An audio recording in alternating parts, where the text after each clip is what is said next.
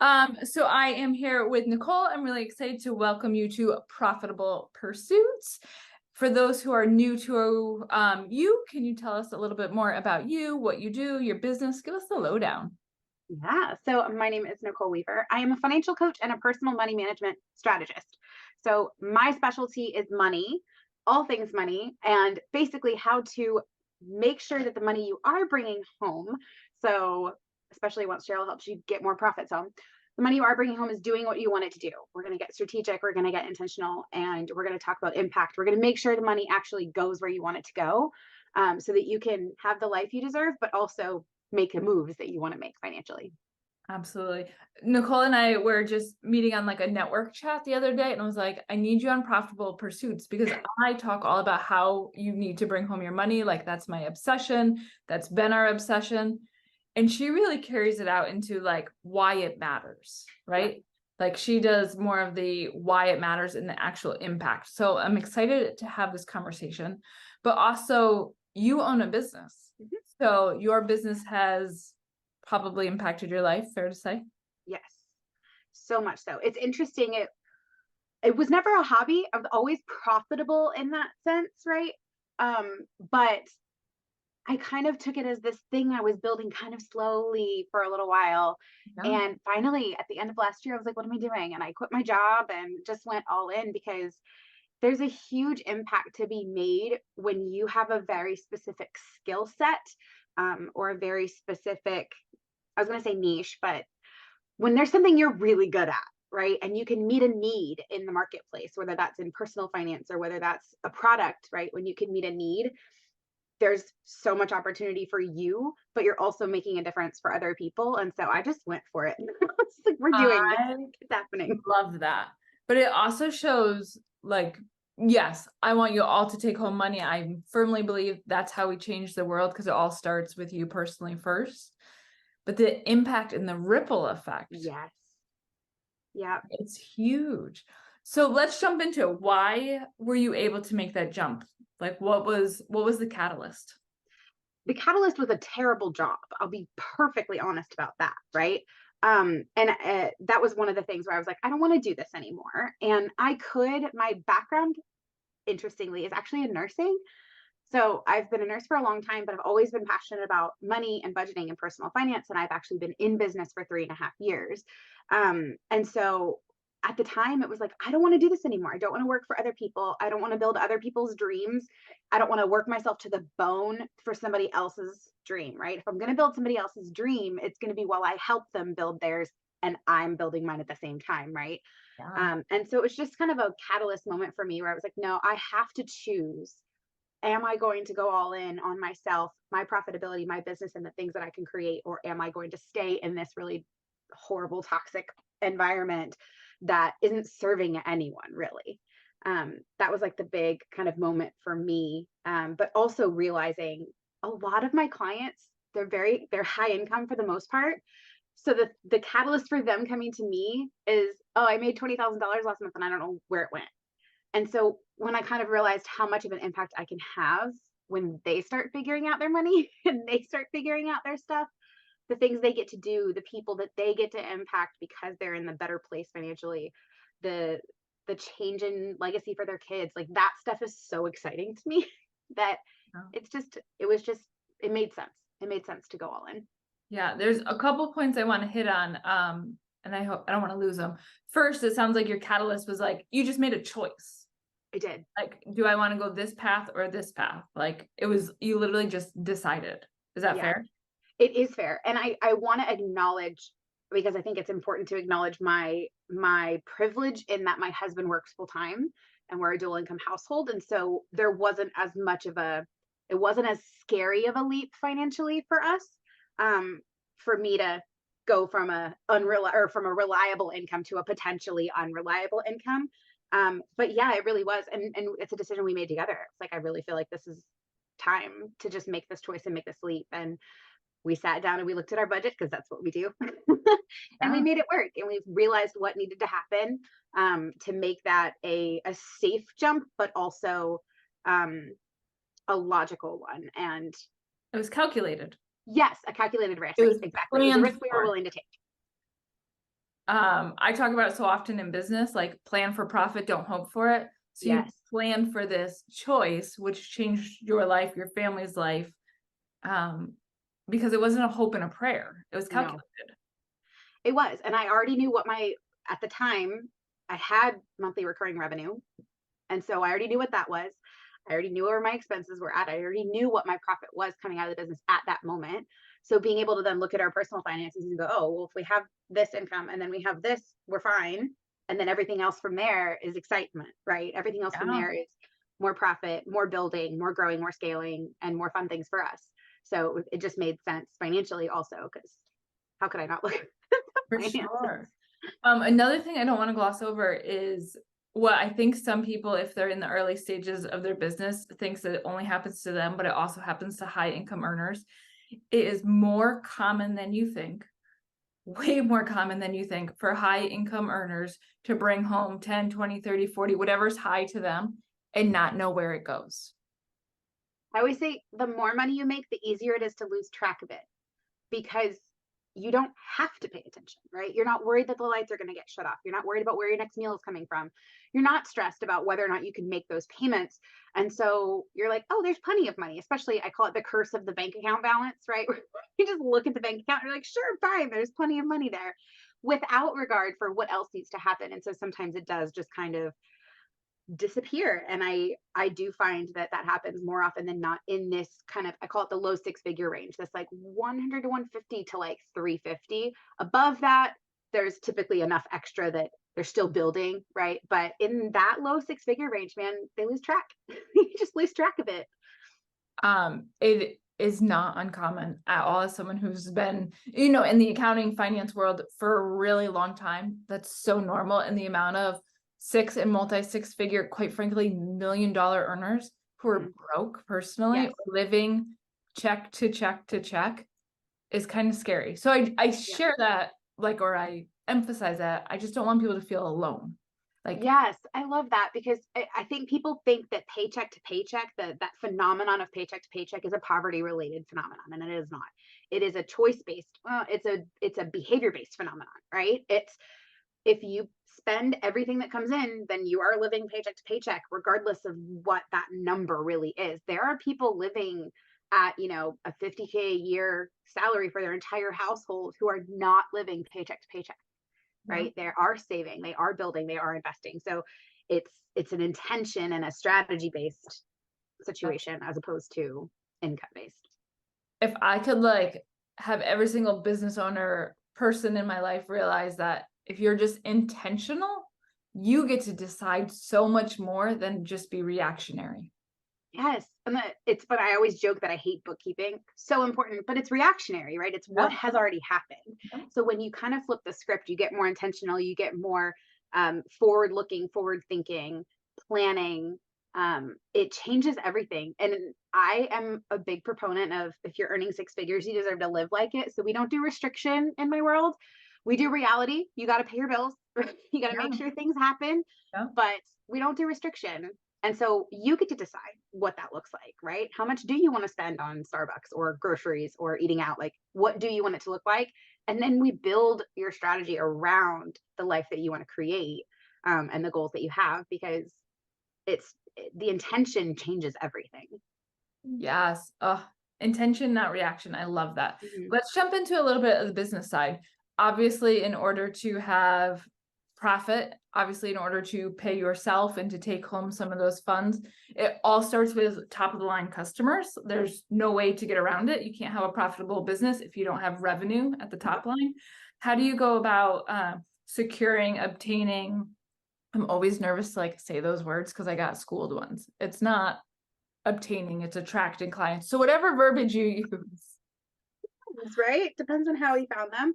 Um, Right. so Go one of about the things that helps me stay profitable is that I have clients on retainers and recurring revenue. I have packages where I'm directly managing clients. I have liaising packages. I have a lot of different things that people can, all from like one-time sessions all the way through to like I literally manage your money for you. So having those recurring revenue clients is really helpful because you have that predictable income. I know you're like, yes, oh my gosh, predictable income. yes. I love it. But also having those projections and those predictability allows me to also be strategic with the expenses that I create.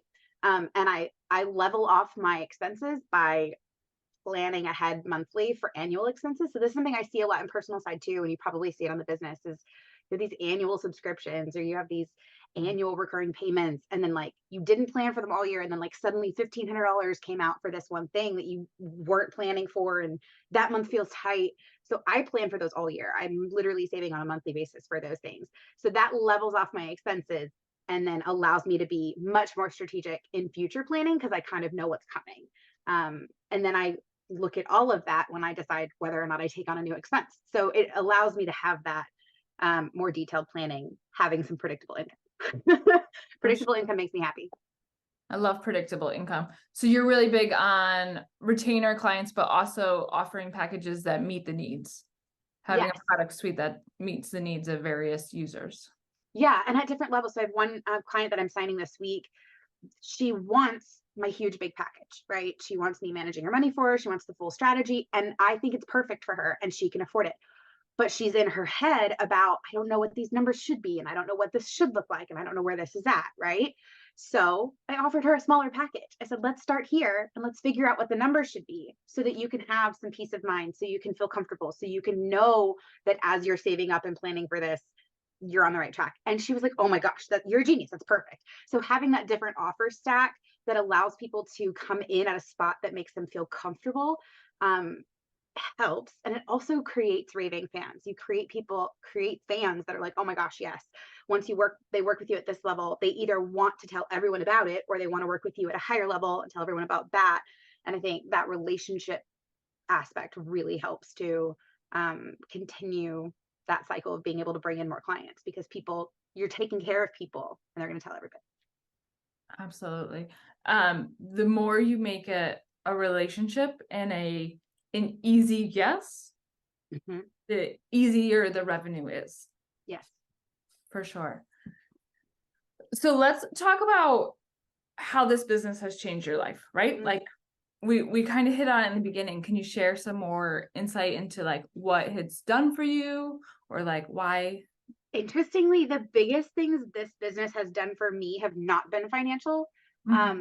I've learned so much about myself as a person, as a spouse, right? It's strengthened our relationship because we have to have some of these conversations. We have to have hard conversations. I've learned a lot about relationships because I also help my clients have hard conversations. I have learned a lot about how I learn and how I process things, and how other people learn and process things. And so I've been able to adjust the way I approach clients and management because everybody's different. So I feel like I don't know that I would have gotten that level of insight into human behavior working as an employee, you know what I mean, at a clinic. So that has been one of my favorite pieces is just feeling like without this business, I would not be the person I am today. And I wouldn't take care of people the way that I do. And I wouldn't have the level of insight that I have from all of it. For sure. Can you give our audience, they're a group of business owners, they're all looking to increase their top line so eventually they can increase their bottom line and put it into their own personal account. How do you go about staying visible and having people know about you? Do you have tips or tricks to that? We talked a little bit about word of mouth. Yeah. So in my business, especially, and we talked about this a little bit, money is really personal. And people don't want to talk about their money. Yeah. And so relationships and trust has to be there. And so for me, it has been just having conversations with no intentions behind them. Let's just catch up. Let's have coffee chats. Let's talk about what's new in your business. Oh, and I'll tell you what's new in my business. Let's talk about, oh, you have this new program coming up. Cool. Tell me about it. Hey, I have a new offer too. Let me tell you about it. So just kind of giving this, it's just conversational. There's no strings. There's no sales. There's not even, unless it comes up from the other person. For me, I don't even do like a ask for referrals, right? Unless they say, who can I refer you to? I'm like, oh, I'd love to tell you, right? So keeping those relationships, I'm doing coffee chats every week. And there's some people that say, you don't have to do that, right? But for my business, and everyone's business is different, right? If you're selling a physical product, do you need to be on coffee chats every week? Probably not, right? So it is going to be different. But for me, I'm just talking to people and I'm talking to people in, adjacent industries like you, right? Because when somebody comes to you and says, man, I just really want help with my personal finances, and you're like, I don't do that. You're like, I know who does, right? So that's, for me, that's been the biggest thing, is just developing relationships, even if you don't think that they'll go anywhere, because it keeps you top of mind with people. You check in with them. You just kind of catch up and see how they're doing. Like, be a genuine human. I know. It's weird. I swear one of the coolest things about the internet and unexpected like benefit of starting a business, I had no idea this would be it, is the relationships and the people you get to meet because we have the internet, because you're willing to get on a 15-minute call and be like, what do you do? Where are you? Give me the lowdown. I'm literally about to go for a weekend in the mountains with there will be 5 of us, all online entrepreneurs. All of us like met online. One of them I have met in person because she lives closer to me. The rest I haven't. And we're like, let's do it. Let's go to a cabin for the weekend. Like, that never would have happened without this space, which I appreciate a lot.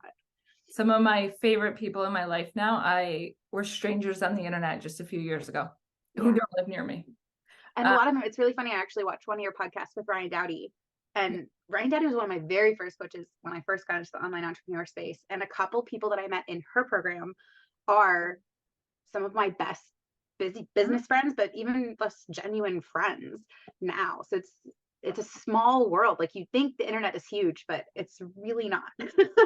Really not. So making time for those conversations, getting out of the awkward, I don't want to, I don't have time. It really benefits like tenfold. It benefits your mental health too, to just like. For sure. Absolutely. Where are a majority of your clients in the online space? Is that where you find them? Is it through these conversations and through referrals? Would you say like referral marketing is your biggest source?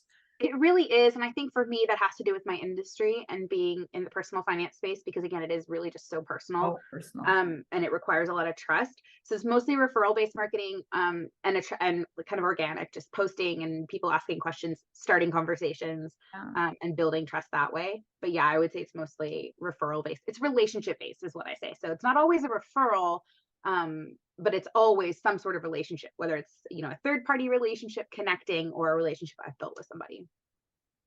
We talk really big about like, you should love your accounting team and your people who handle your books or your taxes or your personal finance.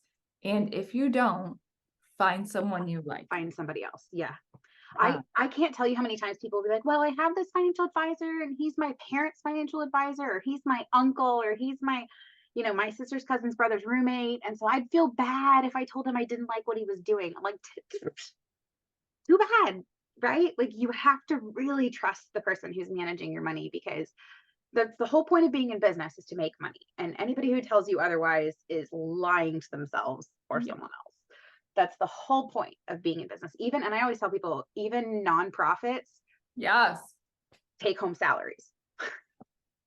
Even nonprofits make money, right? The people who run nonprofits still have a salary, right? So this idea that you're some sort of, social winner because you're not paying yourself is just goofy. I would love your insight into this. So many gurus in the space, for lack of better words, they always talk about delaying gratification, right? Just keep reinvesting, keep reinvesting. And personally, and I want to hear your opinion, I get so frustrated because they're multi-millionaires who are having salary from somewhere else. You go delay any gratification, anything you want. But to be quite frank, it would be like me telling you to, or not you, but like telling someone to delay gratification. We're fine here. Like, we have things good. Stop listening that you shouldn't have a profitable business. Well, and unironically, most of the gurus who are telling you that you should reinvest at 100%, it's because they want you to invest in their program. Unironically. So here's the problem I find, because I'm also very much a systems person. I love systems. I help people I custom build money systems for people, because everyone's brain works differently. So trying to fit people into a box doesn't work. The problem with reinvesting at 100%, even if you tell yourself it's only going to be for the first year or only for the first 6 months, is you have now created a system that only runs if you reinvest at 100%. Right? And so right? So now, the only way to become profitable is to either break some of your system or to double, triple your revenue without changing your system at all. It doesn't work that way. And that's the problem. I get it. Where you're like, oh, I have this reliable income, so I'm going to go 100% into my business for a little while until X, Y, and Z. You've now built a system that can only run that way. And then you go to scale and you're like, why can't I scale? And you're like, because your system is not sustainable like this. Yeah. And that's why, I mean, I love profit first if you start that way, right? Trying to break people into profit first is really hard because they're in this mode of I'm going to reinvest everything. And it's hard. Yeah, my take on profit, I love profit first. I won't even deny it. If you plan for the money once it goes into the accounts, just to Yes. throw money into a bank account isn't going to help you at all. Because then Right. you're going to rob Peter to pay Paul because you have no plan for those Yeah. You dollars. start moving it around. You're like, well, Right? You have to plan for your OpEx. Like, yes. what's your budget? I call it a profit plan, but it's the same thing. What's Same. your Yeah. budget? Once that money's in there, now what? You can't Right. just put it in there. You have to have that now what. So if you make it a 3-part system, it works, but just solo-y, that's why it doesn't work for most. Right. And they get frustrated because they can't figure out how to, make it actually bring them home more money because then they're like, well, but I needed this software. And you're like, but did you have the money in your OpEx for the software? And they're like, well, no, but you're like, okay. So like, And then they're it's hard. creating a bookkeeping nightmare because they don't know how to handle all those ins and outs. All the moving pieces. Yeah, exactly. So but that's the problem with this reinvest mindset is that you create a system that isn't sustainable.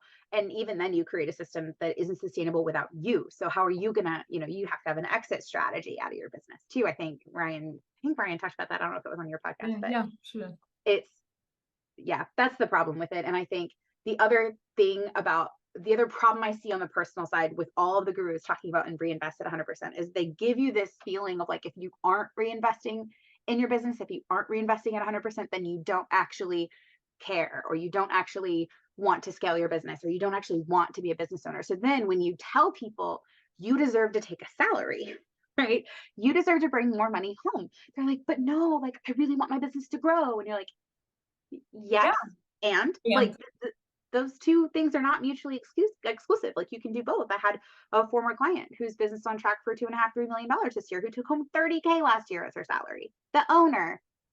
I want people to understand how common that is. Yeah. And you can flip the script. Yes. You exactly. Can. One of my favorite and still have a growing business. Oh yeah, yes. Big time. My favorite success story. I just did a post. Never got paid 3 or 4 years. $1 million plus business, never got paid. We flipped a few things. We started putting intentionality, as you hit on. Yep. Took a profit payout, meaning a bonus check of 80 grand, 1 quarter.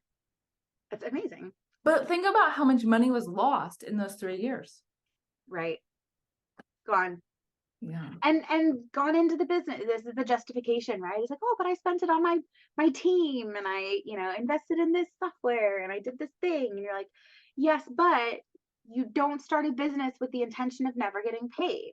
That's not how it works. Right.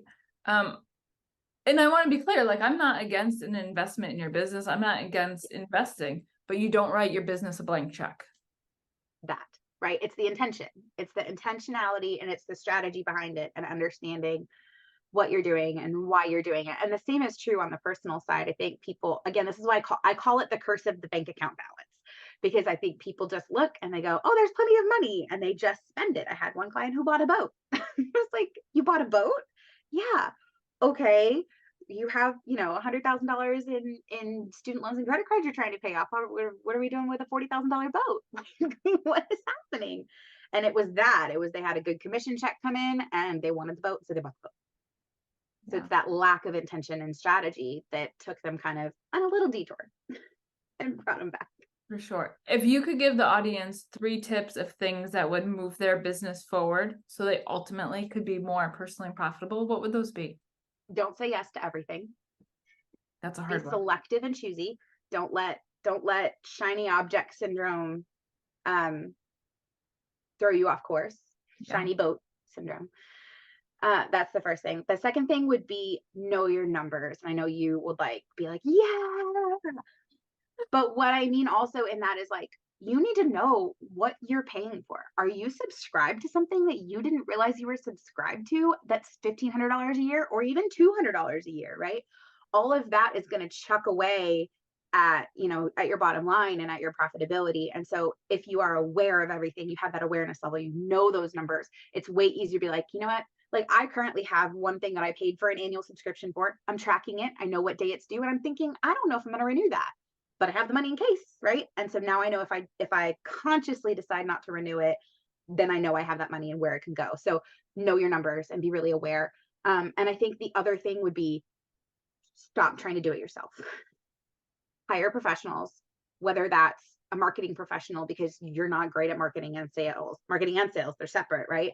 Or financial professionals because you can put numbers in a spreadsheet, but you don't really know what they're doing. You don't really know what they mean, right? Whatever it is, whatever those pieces are that feel clunky for you, that feel like a strain, hire somebody. It will be the best money you pay in your business because you're going to get somebody with professional eyes to look at it and help make sure that you're going in the right direction.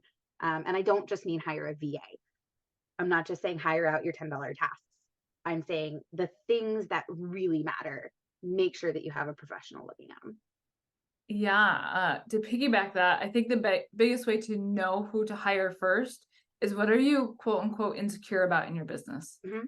Are you insecure about your money? Get some financial help. Are you insecure? Does it really bother you and like keep you up at night, your branding?